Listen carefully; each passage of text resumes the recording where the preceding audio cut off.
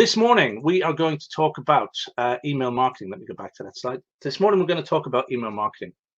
And again, I'll just stress for those who have just joined, but I am going to overview the four-list system. Normally, when we do email marketing, what we do is we go down into the four-list system, and we go into detail on that sort of automated marketing that we set up at the back end of our business. I'm going to overview that, definitely, but I'm not going into detail on that because there's a few questions that people repeatedly ask, and what I want to do is I want to get down into the nitty-gritty and answer those, like how do we collect information, what's the rules as far as GDPR is concerned, how often should we be following up, how quickly should we be doing follow up after quotes, and so on and on and on.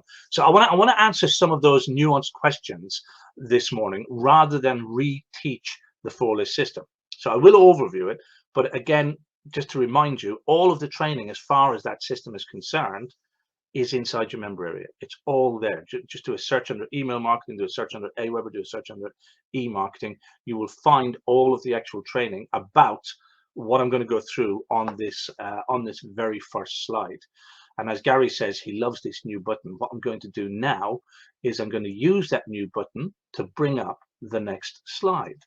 Look at that. I like that. That didn't exist before. It's one of the things that we were hoping would come with StreamYard. In fact, now what would we, another feature, and this is what I love about some of these softwares that we get involved with. They're dynamic in the sense that they're constantly under development. People are constantly working on making them better and better. But yeah, when we talk normally about email marketing, within the toolbox, what we tend to be looking at, discussing, is what we call our four-list system. Now, I promote the use of Aweber because Aweber is a very simple tool. I've been an Aweber user since the early days of my business, the Kent Electrics business. So I know it inside and out, which is why I promote and suggest Aweber, because then I can help you with it. But you know, when I mention Aweber, all you've got to do is include the word autoresponder, and then you can consider things like instant contact, active campaign, Infusionsoft, which has now changed its name to Keep. So there's lots of different autoresponders out there. The bottom line is, it is a method of sending out automated emails. So you set it up once, and then from time to time you go in and tweak and change emails, but in essence it runs itself. All you have to do is feed it names. So what you do is, as you get a new customer on board, again, I'm not going to teach the whole thing now. Go into Aweber or go into the member area and get it. So the bottom line is, you feed information in, as in you put a person's name in at whatever point they join your business, whether they become a client who you quote for, or somebody who's bought a service or whatever, but you add them into the system, and then the system picks up from that point on. And using a number of different automations, the system decides what to send it. But obviously you've pre-programmed those automations, so it could be a trigger as in a day, so 3 days later send out this. It could be a trigger such as they click on something that they have to respond to, and then that triggers the next action, and so on and so forth. It could be a tag that they get tagged with something, and that tag then instigates the next action. So the system is clever enough to automate sending out of the posts based on rules and criteria that you set up. That's as far as we're going to go into in detail here. The rest of the detail is in the actual training area. The method that we tend to use in the toolbox is that from the outset, when a customer picks up the phone and calls you and asks to use your services or asks you to come out and do a quote. So at that point, if you have people who answer the phone for you, they would gather the details at that stage. If you don't have people who work for you and you're one of these guys who runs around on site with the phone stuck to your ear and you say, right, I'll pop out and see you on Tuesday, that's fine as well. We all start somewhere. But at the point when you go and visit them, that's the point when you would then add them to it. But you must have in place a procedure for your business that either when they call, you gather the details and the details are added to your autoresponder, or when you go and visit, you gather the details and their details are added to your autoresponder. Either way, they end up inside of your emailing system. And from that point forward, then they receive a series of automated emails. Now, first thing that they should always get is what we call our pre-quote qualifier. Now, I know there's been questions, and this is what I want to do this morning, is answer these nuanced questions rather than teach on the system itself. Okay, so there are a number of people who've queried the pre-quote qualifier. When should I send out this? How do I send out that? And so on and so forth. Our pre-quote qualifier is an email that basically makes you stand out head and shoulders above your competition. There's a principle in marketing, or a belief in marketing, that you should always enter the conversation that's going on in the customer's head with the answers that they are looking for. Now, how do I say that even simpler? All of your customers go through a buying process, as do you. As do you. When you go out, let's say you go out today to buy a new television, right? You have a process that you go through in your head that you may not even be aware of, but you have what you call your own buying process, your system for buying something, right? And that may involve, let's say that use the television as an example, that may involve you visiting a number of high street shops. I don't even know how many high street shops do televisions these days, but anyway, let's say you go and you visit 2 or 3 high street shops. But what you don't do in your head is you don't go and just go to one shop. Now, you may, your buying process may be you only go to one shop. But let's assume you go to a number of different shops. As you go around these different shops, you have questions in your head. You know, it may be the exact same television. The specification is exactly the same. The brand name is exactly the same, but you're trying to decide where you're going to buy that television from. And you'll have questions in your head like, you know, will they honor my guarantee? Do they have a good service department? What's their customer service like? Have they been friendly? All of these things go on in your head, but not out loud. Okay. And your customers are doing exactly the same thing. When they want that kitchen rewired, or they're planning to have a new room put in the loft, they're going through this buying process in their head as well. And they will have a series of questions going on in their head. Your job is to answer those questions before the customer even asks them, because they may not even know to ask the questions, because the questions can be at a subconscious level. Hopefully this is making sense. Let me see some thumbs, hearts, and smiley faces if this is making sense. So, you know, silly little things, a very silly little thing like, you know, is this guy going to clean up after himself? You know, my home is my castle. My home is precious to me. And very simply, in the back of my head, I'm thinking, is he tidy? Is he untidy? Yeah. So that's a minor little thing, but it's a question that is, they may never ask, but it's in their head. Okay. They may also be concerned, you know, does he know what he's talking about? Does this guy know what he's doing? I've never met this guy from Adam. I'm meeting 3 different electricians. How can I qualify this guy? I know nothing about the electrical industry. So by answering those questions, by saying, you know, how long you've been in the industry, what trade bodies you're registered with, what level of insurance that you're carrying, these are questions they may not have realized to ask, but they're in the back of their head. So what you've got to do is enter that conversation and answer those questions. And that's where our pre-quote qualifier comes in. Now, you can do all of this by showing up on the doorstep. Absolutely.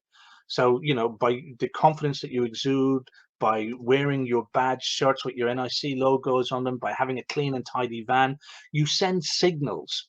You send signals, not necessarily by the words you say, but by everything else that you exude. Everything else that comes across sends signals that answers these questions. But one of the best things that we have found is this pre-quote qualifying email, which basically addresses your ideal customer and all of their concerns. Because if you know who your ideal customer is, you should know what are these questions that they typically ask themselves. So within your training in the toolbox and within the downloads in the toolbox, we provided you with a rather lengthy example of this letter, of this email. You don't have to use all of that email. That was all put together to try and cover all of the bases. It wasn't a case of copy this, use this exactly as it is, although you could do, but it's there for you to go and pick and choose from. And the object is that you go into the questions and you think, right, what are the questions that my customers are asking themselves? What can I answer? What are the questions they haven't even considered asking that I could answer that would make them choose me over somebody else? The easiest example that I normally give when we're doing a live workshop on this is insurances. You know, if you look at the industry norm and you said the industry norm is that everybody must have 2.5 million pounds worth of public liability insurance, that's great. So what's going to happen is everybody in the industry is going to have 2.5 million pounds of public liability insurance. Why? Because it's the minimum entry and that's what they should have. That doesn't separate one out from the other. But if you decided to take out 10 million pounds worth of public liability insurance, while everybody else is taking out 2.5 million pounds worth of public liability insurance, how much does that make you stand head and shoulders above the crowd? It makes you stand really head and shoulders above the crowd. Now, the bottom line is taking out that extra amount of insurance doesn't cost you a hell of a lot more. You know, it's not like you're going to pay millions for it. You might pay an extra 30 quid, an extra 50 quid per year to have 10 million as opposed to 2.5 million. But investigate with your insurance company and see what they offer. But the bottom line is when you send out an email that in part, and it's only one part of it, states that, you know, for your peace of mind, we carry above industry standard levels of insurance. We carry 10 million pounds worth of public liability to make sure that every eventuality is covered, blah, blah, blah. Right. So now when they're looking at you and comparing you against 3 other electricians, what happens? They go, oh, well, James said that you should have 10 million pounds worth of public liability and he's well and truly covered. You know, if our house burns down, we're safe, blah, blah, blah. You know, the house burns down, the car gets scorched out on the drive, blah, blah, blah. All of that, we're covered. Whereas this guy over here only has 2.5. So we'll bin him off out of it. Yeah, it's going to form part of the process. But there's lots of other things inside of the pre-quote qualifier that separate you out from the crowd. And that's the object behind the pre-quote qualifier. You will have remembered a couple of weeks ago, we talked about conversions and how you increase your conversions. This is one of the ways that, you know, you've already managed to convert them from cold into an inquiry. Okay. So that inquiry has now turned into a quote. That's 2 conversions that you've had.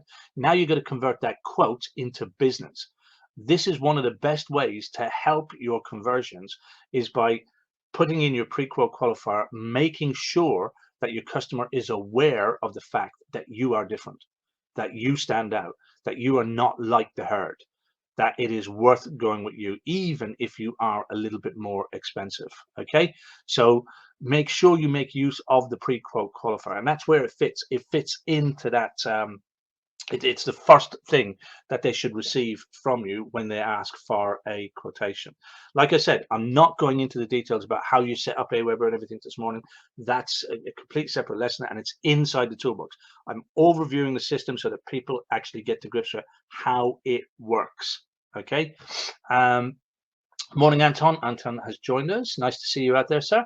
Right. So once they've received the pre-quote qualifier, then the system sort of goes into automatic mode. There is a manual step in between, and that is there comes a point when you have to send out the actual quote itself. Okay. So when you're sending out the quote, everybody uses something different. Some of you are still using an Excel spreadsheet and a Word document. You don't have to confess to it, but some of you are. Some of you are using Tradeify, some of you are using ServiceMate, and some of you are going to start using the new piece of kit that we're going to be introducing in the toolbox very, very soon. Did that get your attention? Hashtag got my attention if that got your attention. Piece of job management software. Long time ago, we used to offer a piece of software to you guys called JobSheet or GI Online. And unfortunately, due to David's illness, that stopped being supported. And we've been looking for a solution for a while. Many of you will know that I've been working with a team out in India trying to get a piece of software. And while doing that, I got approached by somebody who Gary introduced. And that piece of software may now be very soon coming available to toolboxes. So watch this space. If you're not yet using a job management software, hold off making that decision. If you're dissatisfied with the job software that you're actually using, whether it is ServiceMate, Tradeify, whatever, hold off making a decision to switch for the moment, right? I'm not going to swear that this is the answer to everything at the moment, but I can tell you that from what I have seen, and Gary and I have met with these guys, and we've got a further meeting just to finalize things. But this thing is all singing and all dancing. Um, you know, obviously we haven't had time to put it through all of its paces, but the team behind it are willing to make alterations, make changes, to work with you guys to develop it further. But if I told you that not only did it manage your finances, as in your, we've gone off on a subject, a topic here. I haven't even signed the deal yet. But if I told you that it would do your quotations, your invoicing, your balance sheets, your reporting. If I told you it did all of that from a financial perspective, but it also did job sheets so that you can actually give job sheets to staff and so on and so forth, that would be great as well, wouldn't it? Just tell me yes, James, that would be fantastic. If it does all of that, this is going to be absolutely fantastic. But then if I told you, you can also do your freaking electrical certs using the same piece of kit as well. Well, how fucking cool is that? And then on top of that, if I told you that there's going to be a free option for Toolbox members, that to me just fucking makes it an absolute no-brainer. But we've yet to, I'll fingers crossed and everything, we've yet to finalize. That looked like I was doing fingers up. It's not. It's my fingers crossed. That's fingers crossed. I wasn't doing. That's fingers crossed. Okay. So yeah, hopefully that does get your attention and your interest as well. So if you are looking for a job management piece of software, then hold off for a little while. We're going to be talking with them. We're finalizing things very, very soon. And once we do, we will make an announcement in the toolbox. We will bring these guys into the toolbox to actually walk through, train, give an announcement, and so on and so forth. But I'm pretty excited about it, and I think Gary's pretty excited about it as well. So Carl says it's got his attention. Is that it? It's just Carl. It's only Carl. We've got Carl's attention. Nobody else. Nobody else interested in it.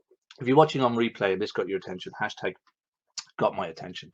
Love it. Right. Okay. So we've talked about the pre-quote qualifier. Then we're talking about sending out the quote. Now, the point of that I was making there is that everybody uses a different system, whether it is using Excel spreadsheet and Word, whether it's using something like ServiceMate or Tradeify or any other job management software.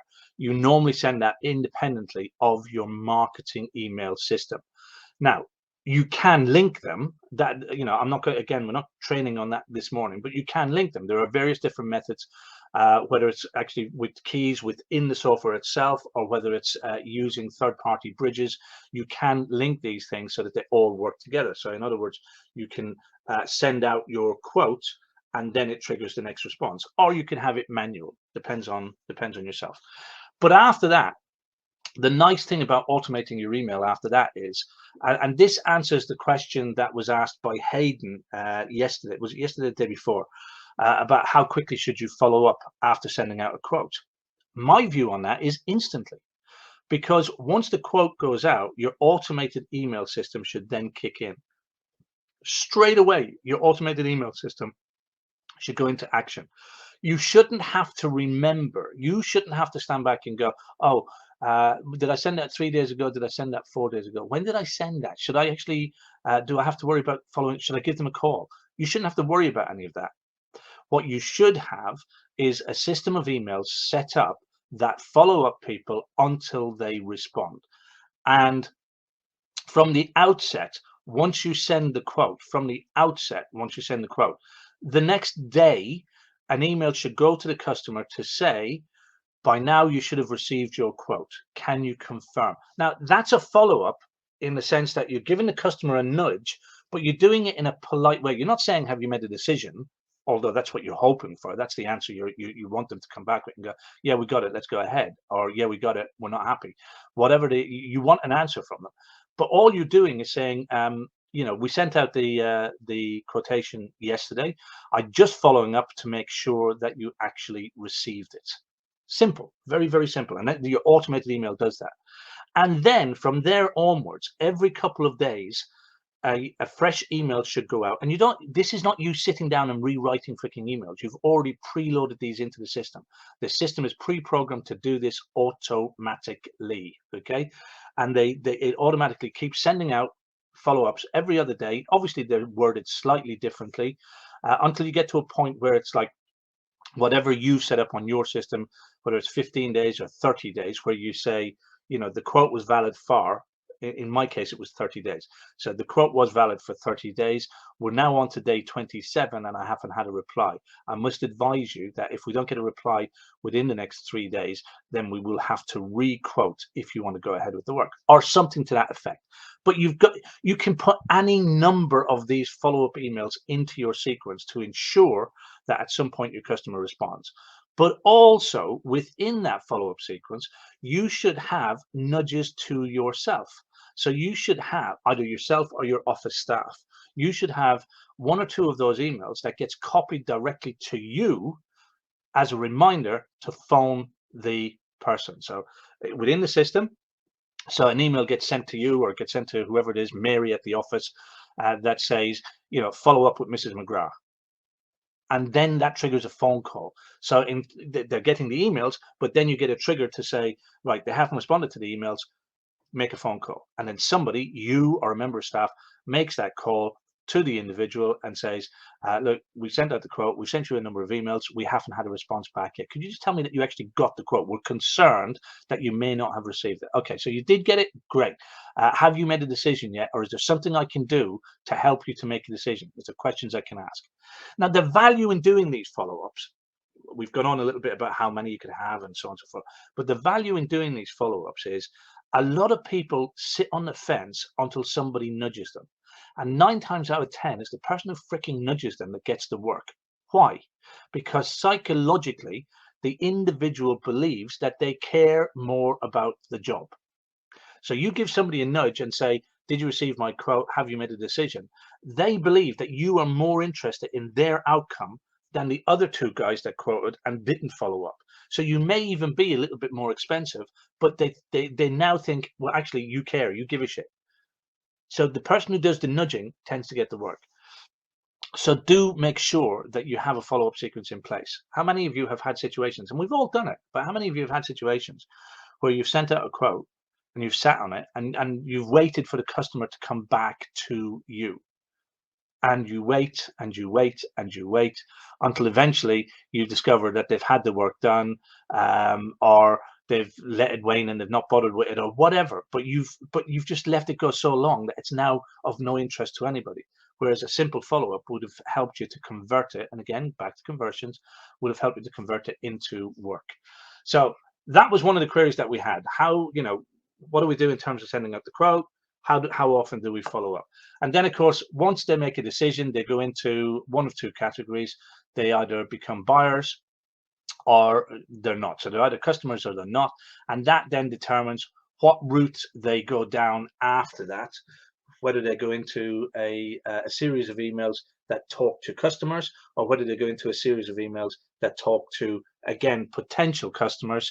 And again, there's different ways of dealing with these, up to a point when they then become a part of your generic follow-up mailing list. And yes, just because they didn't buy from you doesn't mean that you don't keep them in your mailing list. You keep them in your mailing list until such time as they decide that they want to get out. So just because somebody said, no, I don't want you to rewire my kitchen, I'm going to get somebody else, that's not a key for you. That's not a cue for you to say, okay, let's remove them off of the mailing list. If you still believe that they are an ideal customer and they just made the wrong decision at this point, then the onus is on you to get them back into the loop as a customer. You know, you've done something along the lines that made sure they didn't convert. Now you've got to look at how to make them convert. But if you still believe that they're an ideal customer, and it can happen, you can have an ideal customer who will go and buy something from somebody else simply because whatever you did, your conversion strategy wasn't right. You didn't get things lined up properly. That doesn't mean they're not an ideal customer. It just means they didn't buy from you at that point.